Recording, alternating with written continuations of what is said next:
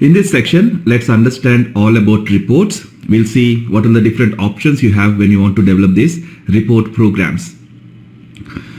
A report typically has a selection screen. So when a user executes your report, first you show a selection screen to the user where you can input the selection criteria. And based on that selection criteria, you get the data from the database, process it, apply the business logic, and then finally show the output to the user. So to develop these reports, you need to first understand what are the different things you can do with the selection screen, such as how you can validate the selection screen inputs. For example, if the user inputs a material number or a document number and executes your program, then you need to validate that he has entered the correct document number, without which you won't be able to get the data from the database. If you don't validate and show a message to the user may assume that your program is not working, right? So we need to first validate the selection screen, or for example, you may have different buttons or checkboxes on the selection screen. Then for certain plans, certain options must be selected. So whatever the case may be, you need to handle your selection screen first, and once everything is fine with the selection screen, then you go ahead and write the business logic in your program to process the data accordingly, and then finally display that in the output. So we'll start this section with an understanding of selection screens, and then we'll see how you can show these report outputs on a list screen as well as using this ALV. We have already discussed about selection screens, how you can generate this selection screen using the parameters and select options keyword. So we've seen that with parameters, you can create a single input field on the selection screen, whereas with select options, you can create a range table so that the user can provide a more complex selection criteria. In this video, I'll talk more about the different events that are triggered when a selection screen is being processed, so that you have more control on how to process a selection screen. There are different selection screen events available. The major event is at selection screen. These events are triggered by the runtime environment when you have a selection screen defined for your program. So we have this at selection screen major event, and there are other events such as at selection screen output,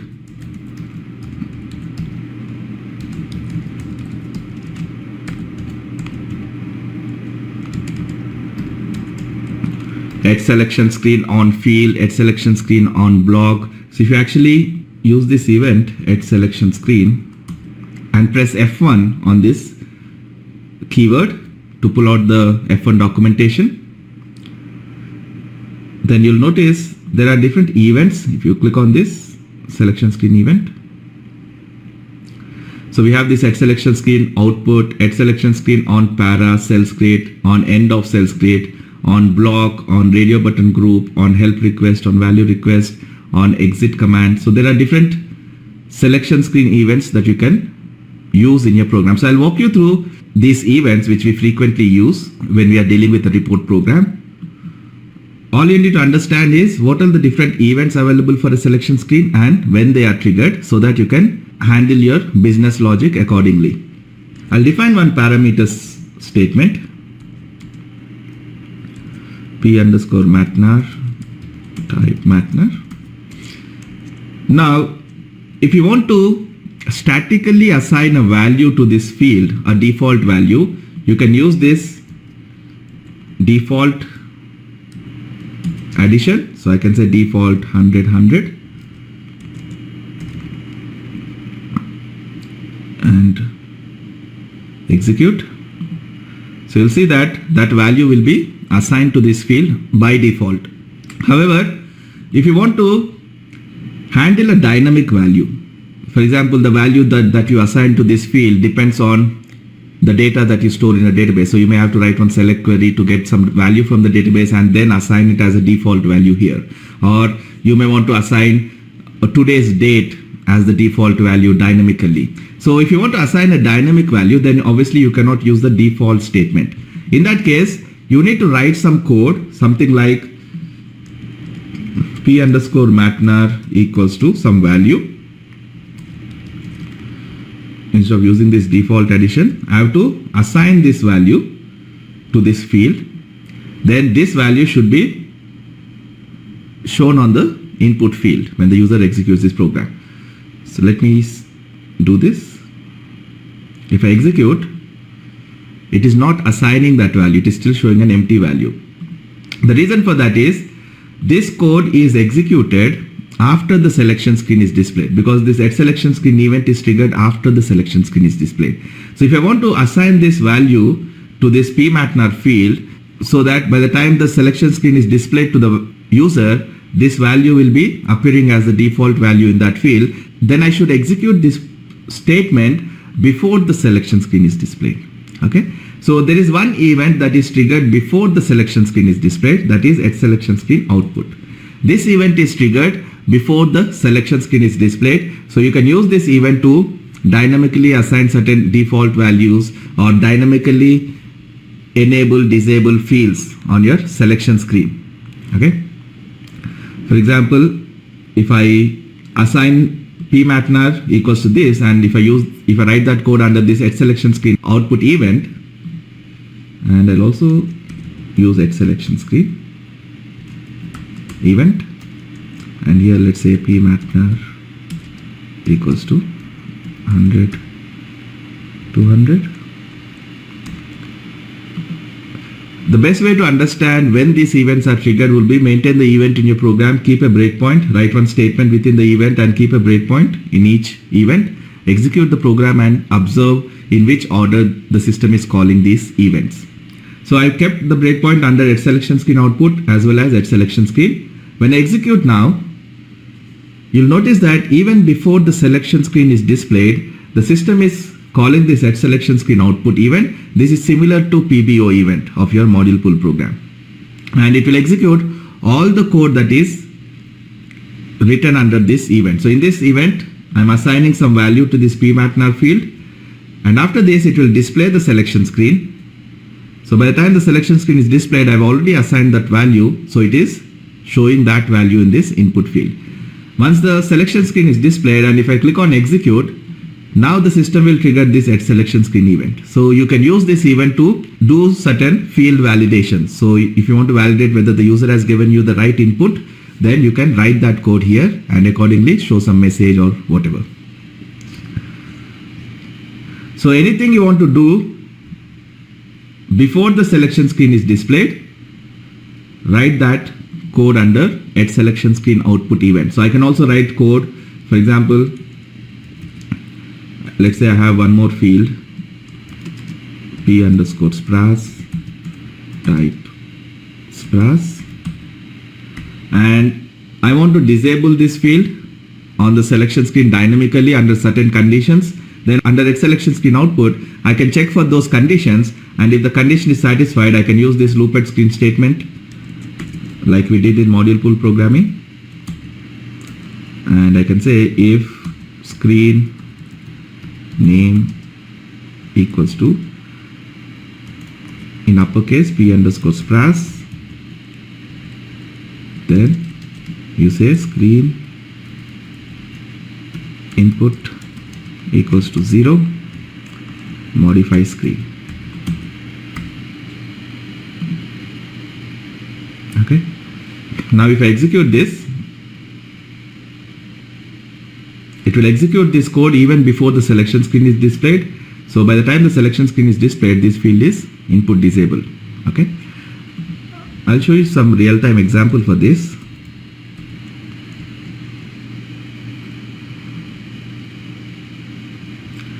This is a transaction MRKO. We had one requirement where by default the standard SAP transaction allows anybody who has access to this transaction to run this transaction either in display or settle modes. So you have two modes here, display and settle. So the user can select any of this to run this transaction. So if you run it in settle mode, it will actually settle the accounts. And my user wanted only certain people to have access to this settle radio button, whereas other users should be able to run this in display mode. Okay, this feature is not available by default in standard SAP. So I had to write some code to disable the settle radio button. So I had to check for the authorization of the user, and if he is having the authorization, then I'm enabling this settle radio button. But if I notice that he's not having authorization, then I'm writing that loop at screen statement to disable this radio button. right? So like that, if you want to dynamically handle any of your screen fields, then you can use that at selection screen output event to dynamically handle those fields according to your requirement. So anything that you want to do before the selection screen is displayed, write that code under at selection screen output event. Okay, I'll remove this. I'll enable the field. When I say SPRAS, the system automatically performs certain validations for this field. So I'll make it char 2 because I want to handle the validations in my program. For it, just for example. Now we can use this at selection screen event to validate. For example, I can say data st underscore makt type makt. Then here I can write something like select single star from makt into st makt, where matnar equals to pmatnar and spras equals to spras. So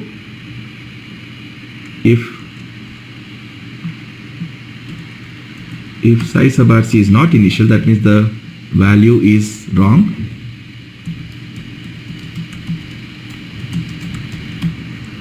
Then I'm showing the message.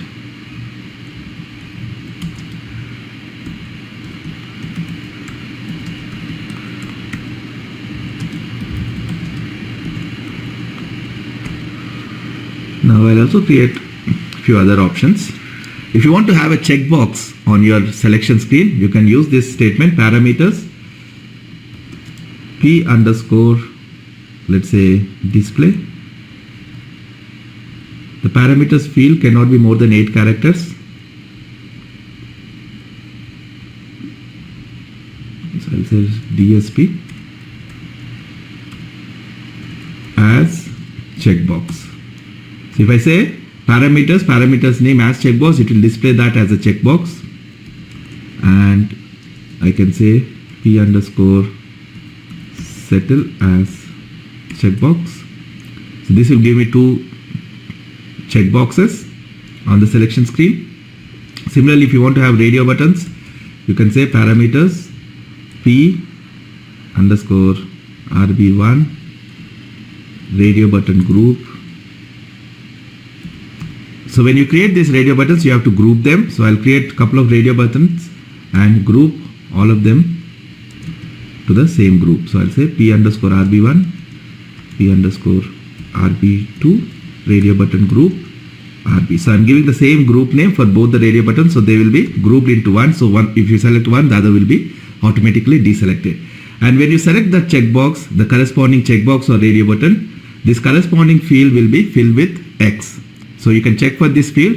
If it is not initial, that means the checkbox or radio button is selected. If it is initial, that means it is not selected. So accordingly, you can write your logic. At this point, if I see my selection screen, so I have these checkboxes, I have these radio buttons, but it is showing the field names. We may want to show the field labels. We may want to maintain certain labels for these fields. So if you click on this go to text elements, selection text, either if you are referring your field to a data element, it will automatically enable this checkbox where you can pick the description from the data element. However, if you want to manually maintain it, you can maintain it here. Let's say display for this, settle for this, and for spras I'll say language. For this I'll say, let's say month, year, whatever. So I'm maintaining certain labels and activate. Now if I see, it displays the label instead of the field names, which makes more sense. Now in at selection screen, I'm writing the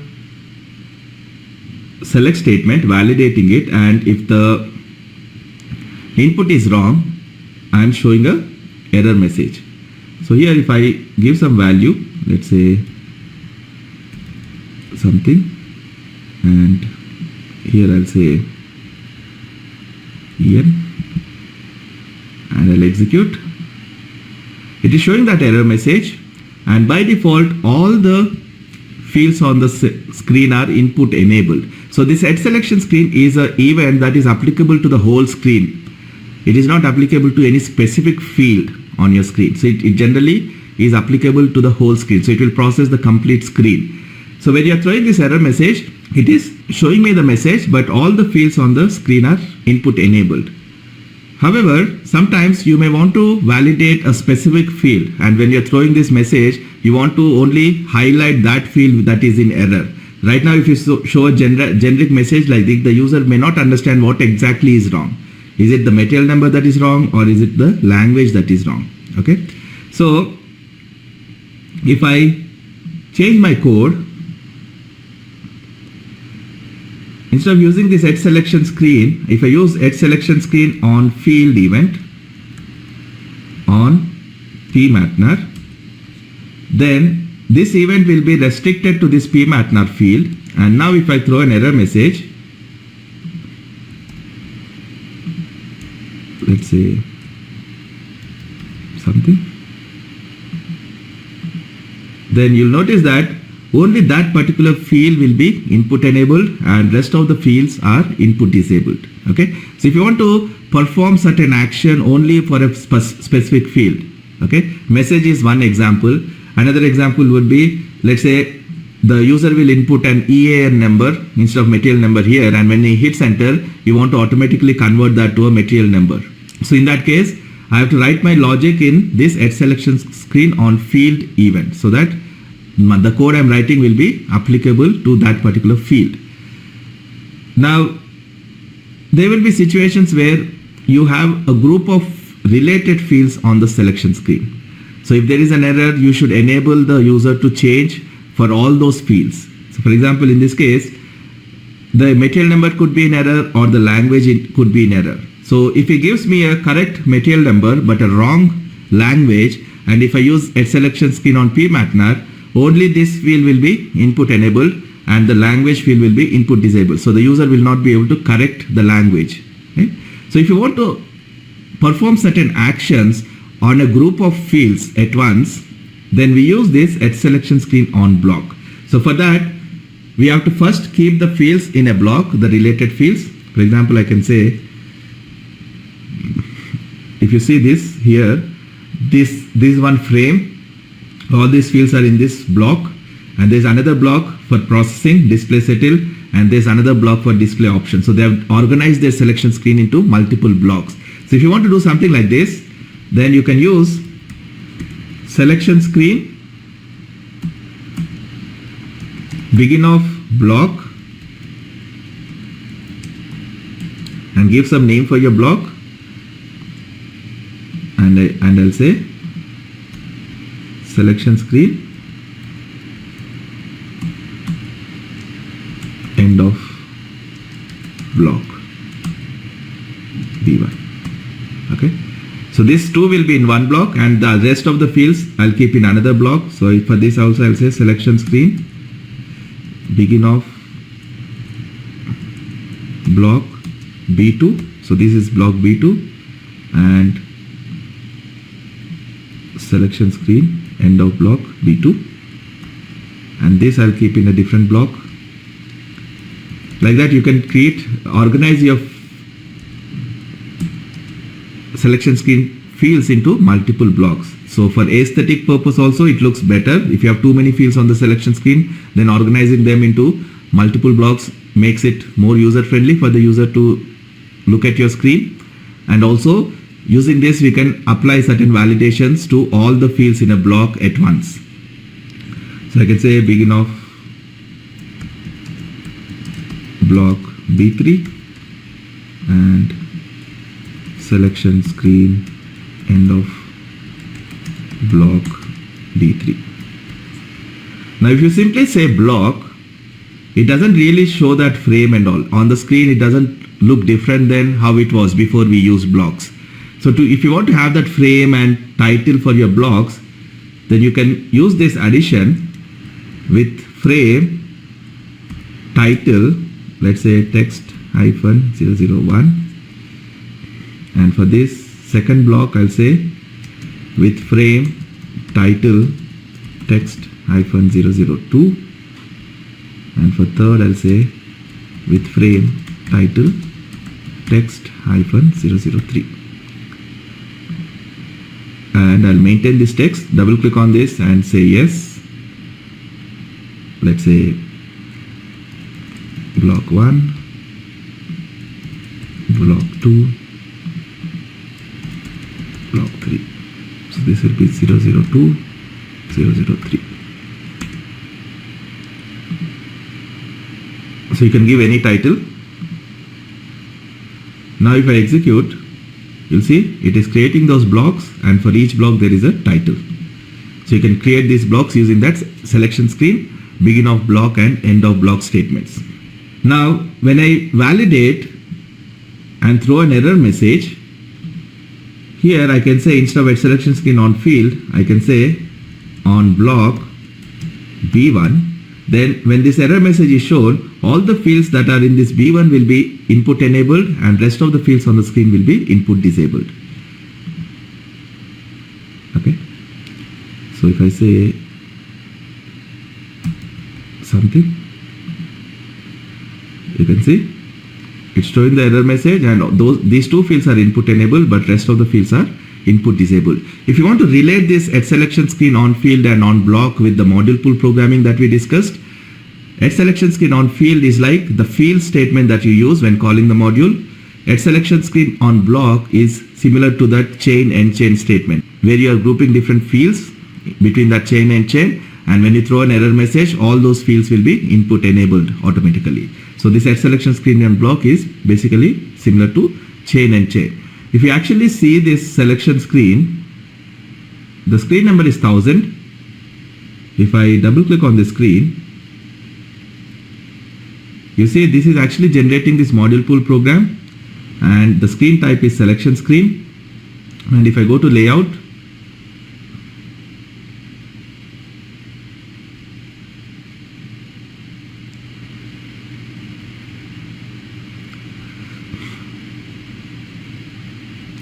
it has created all these fields. So those field names, input fields. So it has created these blocks and everything. And in flow logic, you'll see this chain and chain because I kept it in a block. So it is using this chain and chain statement. So when you're dealing with selection screen, the system is using the same things that we discussed in module pool programming to process this screen. The only difference is that this code is automatically generated for you so that you don't have to do it manually. But at the end of the day, your selection screen is being processed just like a module pool program. So whatever code you write under at selection screen output will be kept under PBO. Whatever code you write in at selection screen event will be kept under PAI. And the code you write under at selection screen on field will be generated using this field statement. The code you write with at selection screen on block will be generated using this chain and chain statement. Okay. Now, these are the few events that you can use in your program. So at selection screen output is triggered before the selection screen is displayed. At selection screen on field is used if you want to apply something to a particular field. At selection screen on block is used if you want to apply something to a particular field, to a group of fields within a block. For that you have to first create a block, define a block, and keep your fields within that block. And when you're defining the block, you can maintain the title for your block and have a frame for your block. And at selection screen is a generic event that is applicable to the whole selection screen as a whole. So I recommend that you use these events in your program, keep a breakpoint in each event and see the sequence in which they are called. And then we have this at selection screen on value request. For example, let's say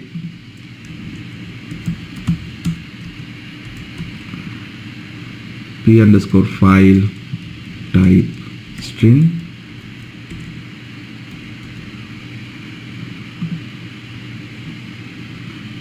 If I see this screen, we are giving one field for the user, and let's say I want the user to input the path of the file so that I can upload that file into my program.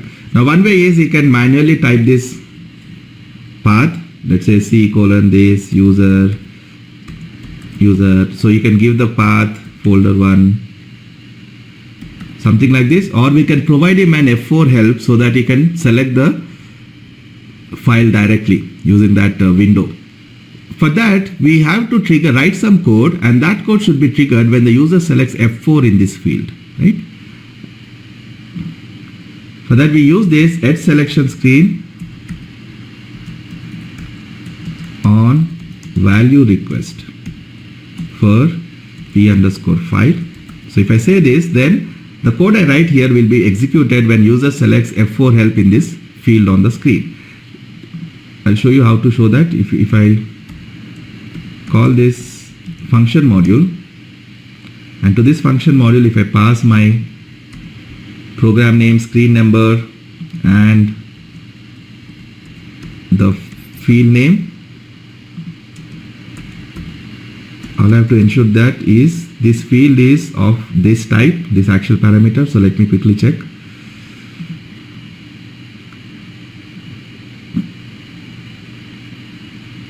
It is of type this, so I'll maintain my actual parameter also of the same type. Instead of string, I'll say this. Now if I keep a breakpoint here, this function module will be called when I select F4 on this particular field.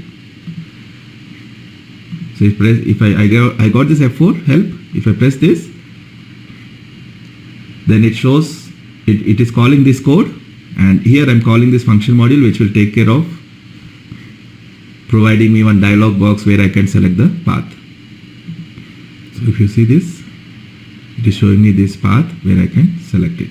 So I'll show you, I'll remove the breakpoint and show you so that you understand it better. So here if I execute, when I press F4, that function module is called, which is taking care of showing me this option so I can navigate and select my path. And once I select the path, it will fill that here. Okay. So like that you can handle F4 helps using this @selection screen on value request for event. Similarly, we have this @selection screen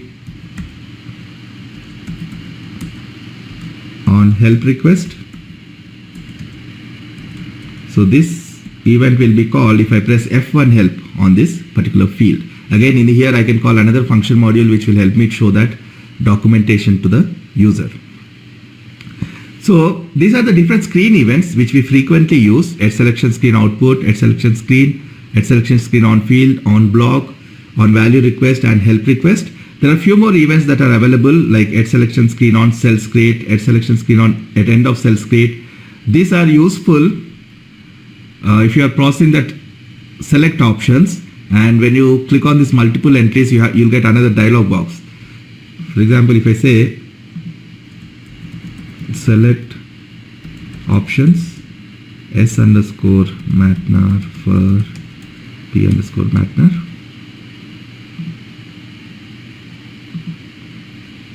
Here if you click on this particular button, you get this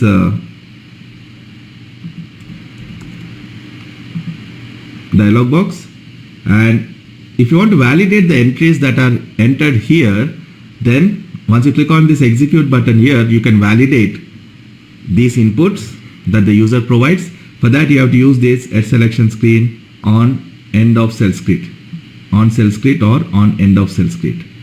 So these events are used if you want to validate those select options fields. Okay. If you want to process something related to your radio buttons, you can use on radio button. For example, the moment you select a radio button, you want to disable certain fields or fill certain fields with different values, then you can handle those things under @selection screen on radio button group event. So these are the different selection screen options you have. And while we are here, I'll also talk about few additions that you can use. With parameters, you can use this default addition to assign a default value. With select options, you can use certain additions. For example, let's say you just want to allow the user to give some from and to range. You want to hide this multiple selection button. So you can only give one single range. Then you can say select options, this no extension. If I say no extension, then it will remove that button so that I can only restrict him to one single range. And also sometimes if you use parameters and if you don't make it a mandatory field on the screen, and if the user executes your program with empty field, then the system will compare space or that field's initial value in your select query. So if you have used this field in your where clause while writing the select query, then the system will compare for space. Okay. If you have a situation where if the user inputs the value you want to consider, but if the user ignores the value, you want to ignore that field, right? In that case, if you use parameters, then the system will not ignore that value if you have used this statement. So if, for example, if I input something here and don't input anything in the language, then I'm assuming that the system will show me the descriptions in all the available languages. But if I execute, the system is comparing space for language, even though material number is correct, but it's considering space for language. And since there is no entry in the table for where Matnar is 100, 100 and Spras is space, this select is failing, right? So if you have a situation where if the user inputs something, you want to consider it, otherwise you want to ignore it, then in the current scenario, if I'm using parameters, I have to write multiple select statements by checking something like if p underscore Spras, p underscore Matnar is not initial and p underscore Spras is not initial, then use both, or else if p underscore Matnar is not initial and p underscore Spras is initial, that means the user has entered only one, then I'll write the same select, however I'll ignore that Spras field, so I'll only compare Matnar. So I have to write something. If you have too many fields, then you'll have too many permutations and combinations to handle, right? So this is not the ideal way to do it. So what we do is, if you have some selection screen field, if the user wants a single input field, but if he is entering some value in that field, you should consider it. If he is ignoring that field, then you should ignore that field. So in that case, what we do is, instead of using parameters, we use select options.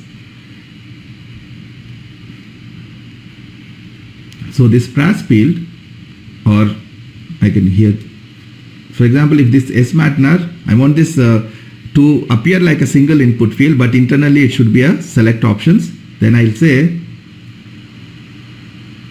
no extension, no intervals. So if I say no intervals, it will remove that high field also. So internally this is a select options field, but on the screen it looks as if it's a parameters field. But the advantage is that since it's select options, if I ignore this field, then the system will ignore it in the select query automatically. So it won't compare for space. Instead, it will ignore, restricting the select statement by this field altogether. Okay. So use parameters if you can make the field a mandatory field. For example, if I use this obligatory addition, then this becomes a mandatory field, so that the user cannot process without entering something in this field. So you cannot execute my report with space as the value for these fields or with empty fields. However, in most cases, it's not possible to make every field a mandatory field on the selection screen. The user will want a flexibility to run the report based on only certain fields. So in that case, what we do is, instead of using parameters, we define select options.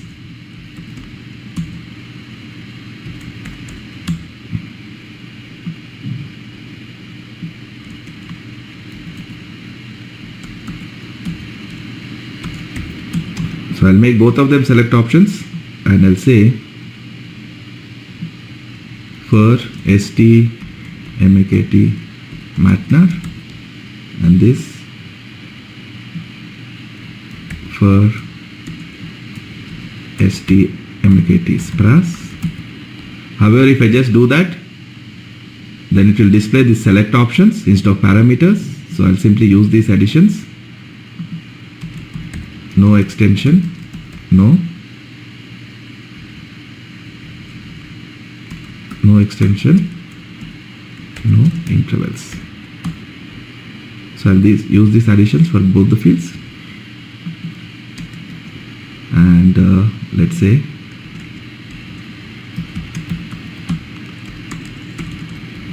write st mkt.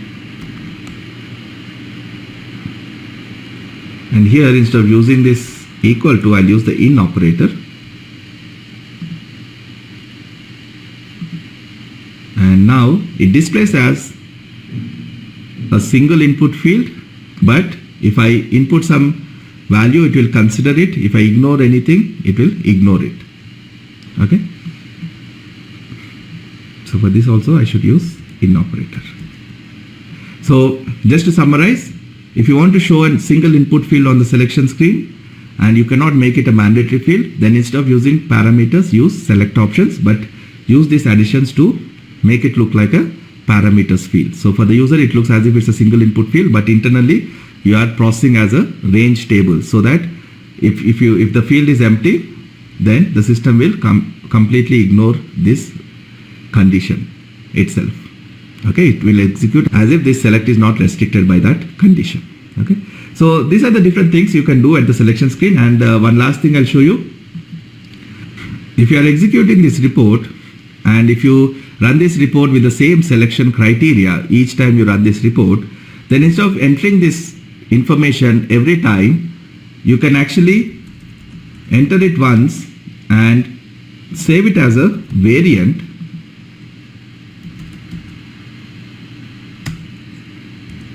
Something, let's say C colon user something. So make all your selection screen inputs and click on save. Give some name for your variant and some short description. Click on this copy screen assignment and save. Then this will save. You'll see one extra button here. The next time I run this report, I can click on this button and load this variant. Then it will automatically fill my selection screen with all that information. Okay. If you have any dynamic fields, like for example, you have a date field on the selection screen. Let's say parameters p underscore date type side item. And if you want to input some static date, then you can just input the date, some static date, and save it as a variant. Then every time you load this variant, it will fill this date field with that particular date. But if you want this to be dynamic, that means every day when you run this report, this should default to current date, today's date. Then while saving this variant, for the date field, if you see, there's something called selection variable here. If I click F4 on here, it will give me a few options. I can select the local date or system date. So if I select this D, and here in this, if I select F4, it will show me different options. So I can select either current date or current date plus certain dates, first day of the current month. Like this, there are different options. So if I select current date, then every time I run this report and if I load that variant, it will default that date field with the current date. Okay. And there is also some option called TVARVC. These field values, either you can maintain statically or you can also load them from a table called TVARVC. Okay. For example, let's say you are applying some logic in your program and the user says, okay, for certain vendors apply this logic and for the remaining vendors apply a different logic. Now you have one option where you can hard code those vendors using if statements, like if vendor equals to this or if vendor equals to that, and then write your logic. But the drawback of doing that is, if that list of vendor changes in future, if the user says, okay, please add one more vendor to that logic, then you have to change your program to accommodate that additional vendor in your if condition, right? So every time the user is asking you to change the vendors to which a particular logic should be applied, then every time you need to change your program. Right? Instead of doing that, what we do is we use this. If you go to S11, there's a table called TVARVC. In this table, the user can maintain the list of vendors that he wants to maintain, and in our program, we simply write a select to this TVRVC, and all the vendors or any field that is maintained in this table will apply the logic to those values. Okay. For example, in this table, I can create something called a variant. So if you look at this table, if you click on this create button, I'll give one variant name, check underscore plant, and type, I'll say P for parameters. If you want to maintain a single value, say P. If you want to maintain a range of values, you say yes, select options, and you give some number, let's say 4 zeros, and here you maintain sign option low high. So since you select options, let's say sign is I, include, option is BT, 100 to 200, and I'll save it. Then I can maintain one more, same check underscore plant variant. I'll maintain on parameters 0001, sign is include. If you want to exclude, you can maintain exclude also, equals to 500, and let's maintain one exclude value, check underscore plant, type is P 0002, and I'll say sign is E, so this value should be excluded. Option is equal to, let's say 110. Now if I go back to this table and look for my variant, it will display those values. There are a few more already maintained, so I maintained some more additionally. So what we do is, if you don't see all the fields, increase the list width, say 1250, then you'll see all the fields, low and high. To process this data, we'll define one range table using type range of addition. So I'll create RT underscore something, type range of, if you're processing vendors, you give that field. If you're processing documents, you can say type range of VBLN.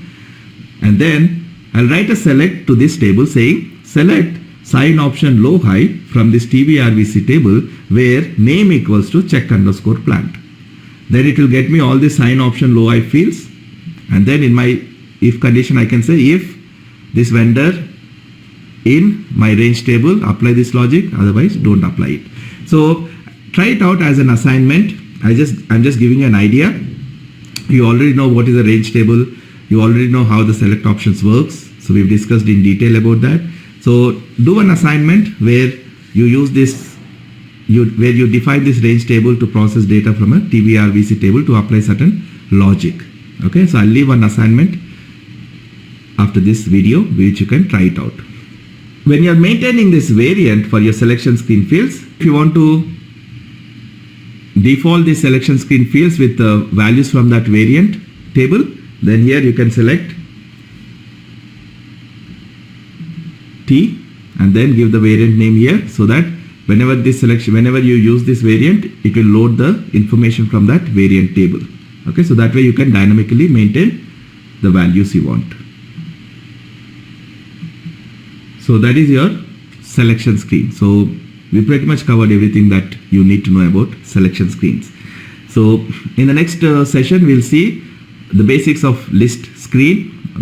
We'll try to understand few events related to list screen, and then we'll discuss about ALV reports. So see you in the next video.